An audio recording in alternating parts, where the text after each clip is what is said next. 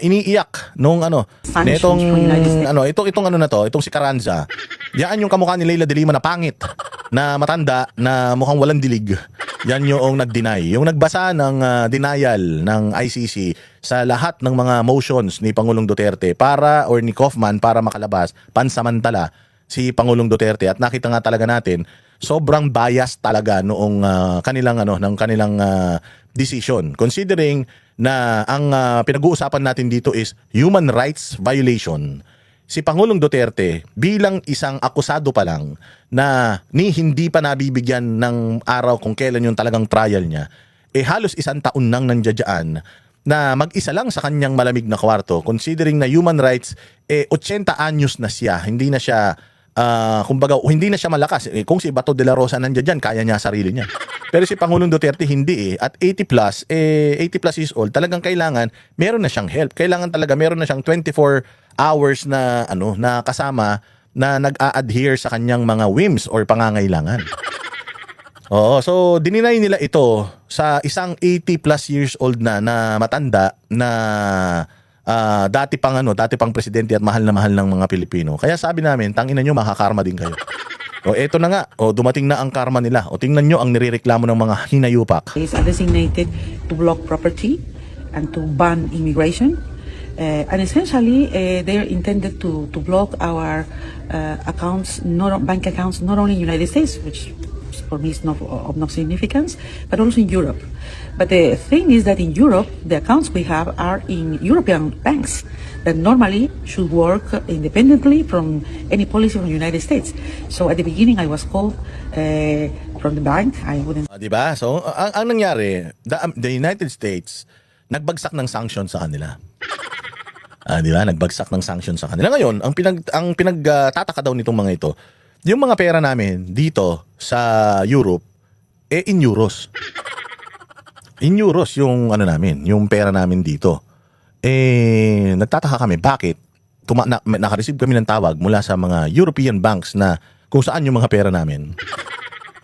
Na naka-freeze yung mga accounts namin. O nakakapagtaka, in euros Ang dinaisip nito ni ate, halos lahat ng mga kumpanyang malalaki, especially insurance companies, banking, merong may partnership or merong tawag dito, merong shares ang isang kano na business entity. So ang akala nila kaya mayabang tong mga to, akala nila sa Europe untouchable yung pera nila. Hindi nila alam na even the banks in Europe, yung Amerika, may mga investments yan. At kapag may investment ang Amerika sa bangko na yan, meron siyang kapangyarihan na mag-desisyon according sa kanyang shares. Kaya ngayon, ang laki ng problema nito mga putang ina nito. Kasi ang yabang nila, sabi nila kasi Amerika man lang yan, wala man akong dollar account sa Amerika, pero hindi nila alam, tangina matalino si Donald Trump. Sabi ni Donald Trump, ganun O sige, tingnan natin. Ayan na nga. Say the name now to announce me that they were canceling my credit card and that I couldn't move any bank account in dollars. I couldn't touch it because they are like kind of freeze. Diba? Naka-freeze. Yung kanyang credit card, canceled. Halimbawa, ano ba yung credit card mo? Mastercard. Ano ba yung credit card mo? Visa.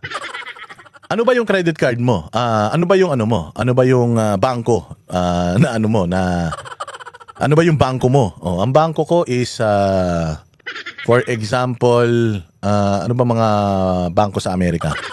Ano ba? Citibank. Citibank. Ang inay niyan. Mga yan, mga US owned yung mga yan. Tapos, nag-partner lang dyan sa mga bansa na yan. Hindi kanupa din yan. Yari kayo ngayon. Hindi ngayon sila makakilos. Wala nang pambili ngayon ng lubricant to si Manang.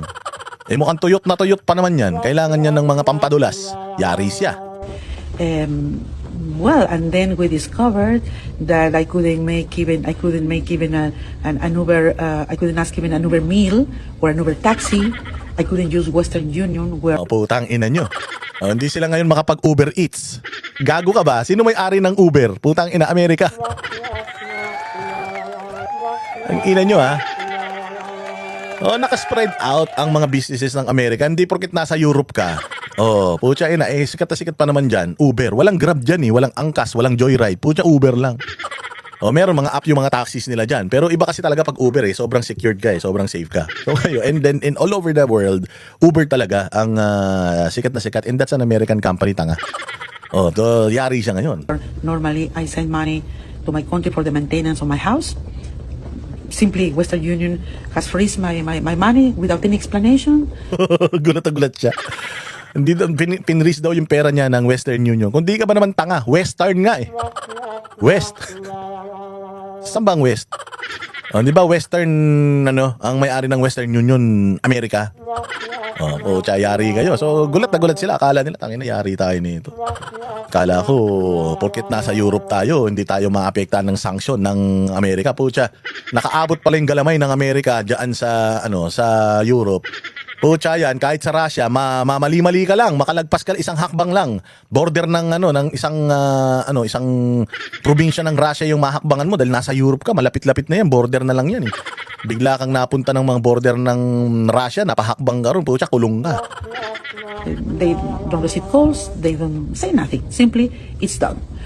But the most interesting thing or terrible thing here is that the sanctions are not only against us, the judges, for our job, but against our families.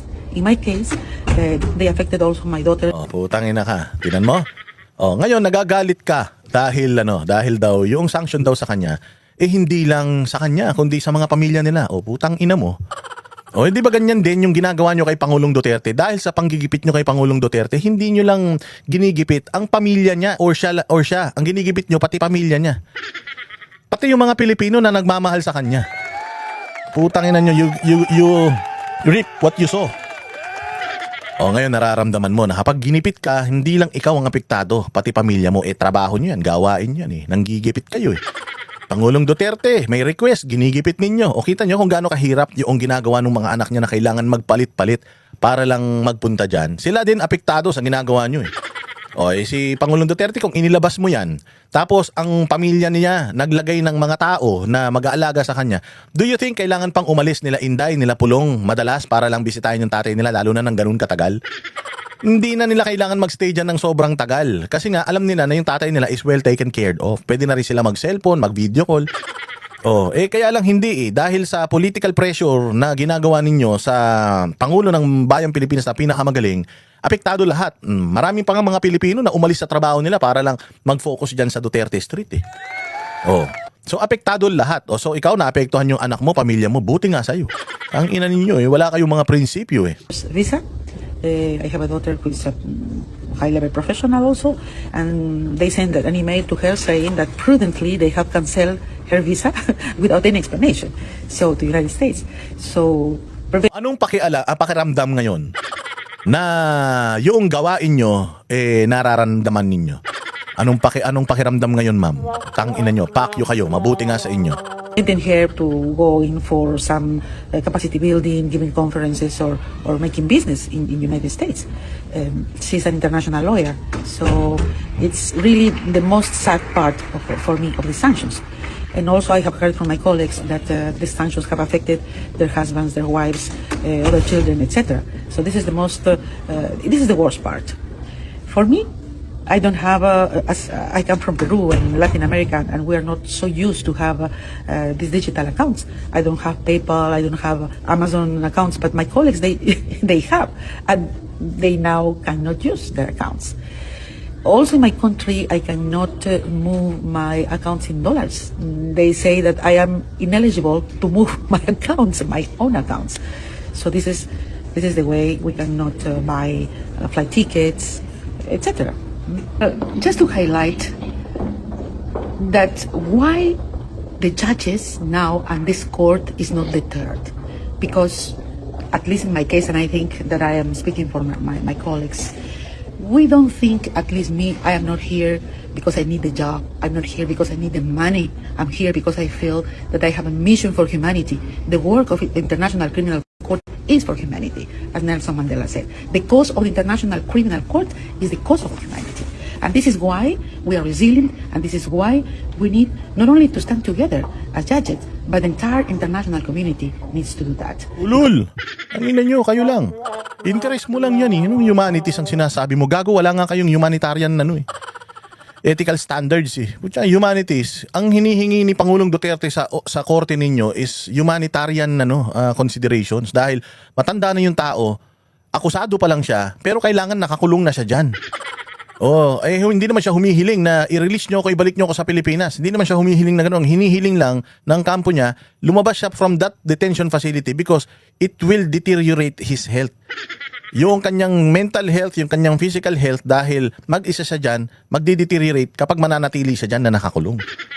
Ilalabas lang siya kahit sa ospital o kahit sa bahay, kahit saan. Basta wag lang sa piitan na limitado yung mga makakakausap niya, limitado yung kanyang mga galaw. Wala pa naman siyang wala pa naman siyang akusado pa lang siya, hindi pa naman siya guilty. Ipinagkait niyo yun sa kanya. So ngayon, yung feeling ninyo na mga na inhumane na nararamdaman niyo ngayon, ano ngayon ang pakiramdam? Kapag feeling mo nasa tama ka naman, feeling mo maayos naman yung ginagawa mo pero ginigipit ka, anong pakiramdam? As such, we are working also, as always, for peace and global security. But still, I am Latin American. Still, I am Peruvian. So we are very resourceful people in my country. So I'm having my strategies, which I won't reveal. But it is true that living in Europe, where you don't use digital, you don't use cash, it's very difficult to carry out. But none of this have or deterred us as judges, because those sanctions are designated to attack our independence as judges, and we are not giving up our independence. As judges, we are more united than ever, and we are carrying out our daily functions with the best of our abilities. Although it has impacted the court, the personnel, morale, and etc. But now we are doing well. I think that the court has proven to be very resilient, and the judges as well. Well, I could say that at the beginning it was very difficult, but we gathered with the judges, the affected judges, we gathered with the Dutch authorities, from the Ministry of Foreign Affairs, also from the Economic Affairs. So we asked them to support us in a very practical manner. I remember that I said to these high officials that I feel defenselessness, because if they can do nothing, if they are doing over-compliance of these sanctions, then where is the sovereignty of this country? Because the banks are independent. Why they should be subordinated to the American policies? I think that this impacted in the authorities, because we also, all the colleagues, we narrated how we were doing and the difficulties. And as they feel, I think, a little bit ashamed. And then next day, I received a call from my bank announcing me that now I could move at least my account in dollars to be converted in euros, so I can have the disposition of my assets. So that was a good issue. And now I think that because the register of the court has made some arrangements with the bank, for the moment we can use our money in euros, but you know what will happen in the future. Now, European Commission. I think that it has been clear during this week that everybody, at least in the speech, are supporting us. But what we are asking are practical measures. What we are asking is action. We need the support of the entire world. But we are in Europe now. And Europe is a powerful structure. The Euro- Yun ang akala nyo. Yun ang akala nyo na porket nasa Europe kayo, powerful na kayo. No, hindi. Amerika pa din. Amerika pa din ang nagko-control. Kung makikita ninyo, dollars pa din ang basihan ng lahat ng mga transaksyon sa buong mundo. Gasolina man yan, langis man yan, kahit wherever you are in the world, when you transact, transact tapos ang transaksyon mo is mag-aangkat ka. Oo, ang universal currency pa din na ginagamit natin, dollars. Dollars pa din. Kaya kung akala ninyo yang work around tatagal, merong yan. Si Donald Trump will do that, and definitely aaray kayo. Somehow you will compromise with him. Ang gagawin niyo diyan, the only way for you to fix the issue is to talk to the US. At yung US ngayon, diyan magaling yan eh. Ho-hostaging ka niyan. Dahil kailangan mo ko, dahil meron akong nakabaon diyan sa lugar mo, at yung sitwasyon na yan, ako ang gumawa, ako may control. kakausapin kayo ngayon. ICC may kipag-usap. Sir, baka naman, ba't ganun? Baka naman. Gusto niyo mawala? Gusto niyo luwagan ko? Ha? Gawin niyo to. Patay kayo. So kung ano man yon hihilingin ng Amerika sa ICC, na gawin nila, I am sure na yung ICC is not at liberty para na kontrolin yung issue. Wala sila sa liberty to control it. They are at the mercy of the Americans. Yari kayo ngayon.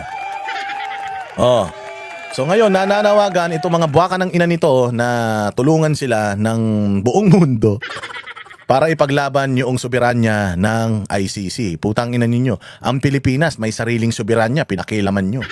Ang Pilipinas may sariling korte, pinakialaman nyo. Tapos ngayon, gusto ninyo yung independence ninyo, ilagay ninyo sa mga lalamunan ng mga tao sa buong mundo.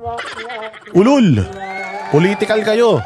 ICC is political. ICC, hindi yan nagtatrabaho for humanity's sake.